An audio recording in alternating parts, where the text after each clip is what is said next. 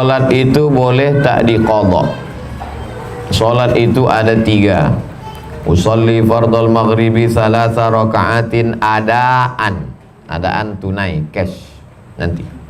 Yang kedua, usolli fardal maghribi salasa raka'atin i'adatan, sholat yang diulang. Mana contoh sholat yang diulang? Habis selesai sholat, assalamualaikum warahmatullah, assalamualaikum warahmatullah, gatal siku. Pas digaruk, ditengok, rupanya kulit ikan mas sebesar ujung kelingking. Berarti waktu wudhu tadi tidak kena. Maka kalau tidak kena, berarti wudhunya tak sah. Kalau tak sah, berarti sholatnya mesti diulang. Namanya sholat i'adah. Pertama sholat ada, yang kedua sholat i'adah, yang ketiga sholat qadha, sholat yang diganti, mengganti sholat. Ibu biasa sholat asar berjamaah, habis asar berjamaah pengajian, habis asar berjamaah ngantar anak, habis asar berjamaah jemput anak, habis asar berjamaah arisan. Lalu kemudian suatu hari tidak berjamaah, merasa sudah sholat, sampai selesai maghrib baru ingat, aku tadi lupa sholat asar. Maka sholat asar itu tadi mesti dilaksanakan. Melaksanakan sholat itu disebut dengan qadha namanya.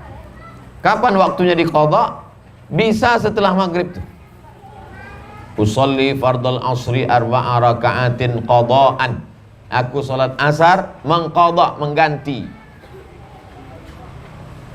Kalau tidak, bisa juga waktu asar besok.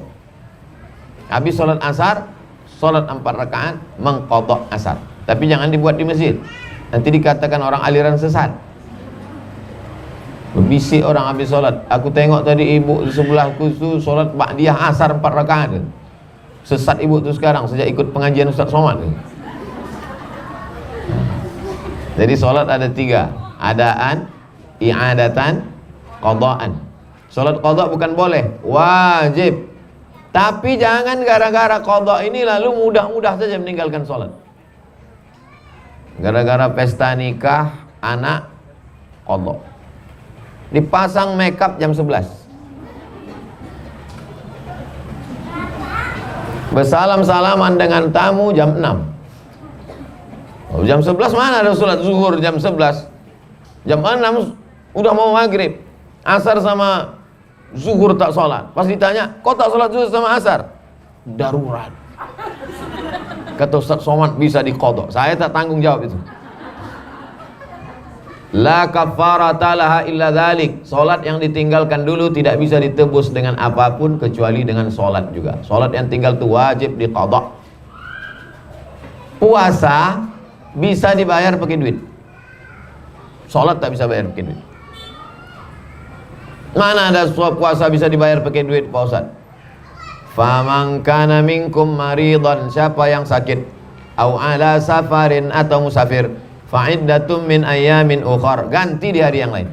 Wa 'alal ladzina yutiqunahu, siapa yang tak sanggup karena tua renta 70-80 tak sanggup, maka membayar fidyah. Fidyah itu beras. Tak bisa pakai beras, bisa pakai duit. Tak bisa pakai duit, pakai beras. Dua-dua tak bisa, dia menerima. Nah, itu hebatnya orang Islam. Sanggup bayar zakat fitrah, bayar. Tak sanggup bayar zakat fitrah, menerima zakat fitrah. Islam ini luar biasa. Ini tentang masalah mengqadha sholat. Bagaimana cara mengganti sholat yang tinggal? 2 cara. Yang pertama, langsung waktu ingat tuh. Yang kedua, diganti ditunggu waktunya besok. Jadi kalau asar tadi, langsung setelah maghrib. Atau ditunggu asar besok. Aku setelah maghrib aja langsung, Pak Ustaz. Kenapa tak tunggu asar besok? Ya kalau hidup aku lagi, kalau mati. Berapa sholat yang kau tinggalkan? Ya sejak akil balik lah, Pak Ustaz. Akil balik umur berapa? 10 tahun. Ikut pengajian kapan? Baru tadi, Pak Ustaz. Umur berapa? 40. Berarti 30 tahun tinggal. Jangan gara-gara ini lalu menghilang ibu. Ibu yang Jumat lalu kemana, yang duduk di barisan? Dia ambil cuti mengqadha sholat 3 tahun, Pak Ustaz.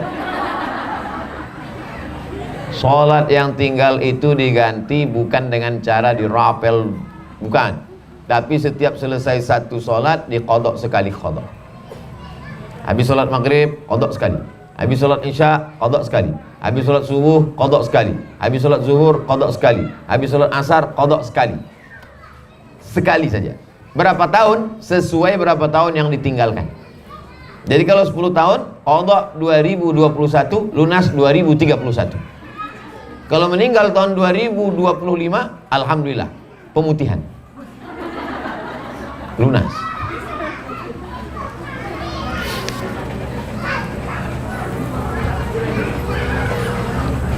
Kalau kita bermazhab Hanafi,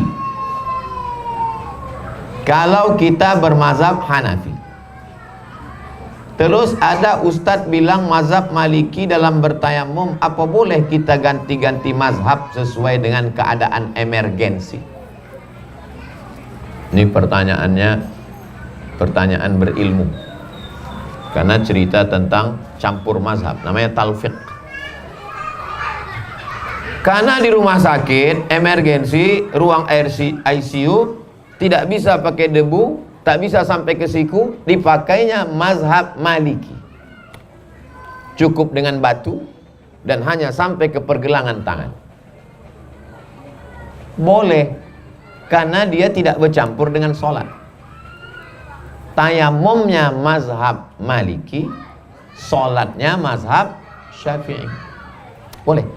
Lalu yang tak boleh campur mazhab itu bagaimana Pak Ustaz? Dalam satu ibadah dicampurnya, dalam satu ibadah.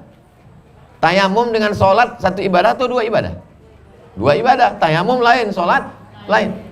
Apalagi darurat. Yang tak boleh ini dalam satu ibadah dicampurnya 2-3 mazhab. Contoh, cara mengambil wuduknya Syafi'i, cara membatalkannya pindah dia ke Maliki. Tak boleh. Cara wuduk Syafi'i, air ambil sedikit, sapu kepala, ambil sedikit aja. Cara wuduk Syafi'i.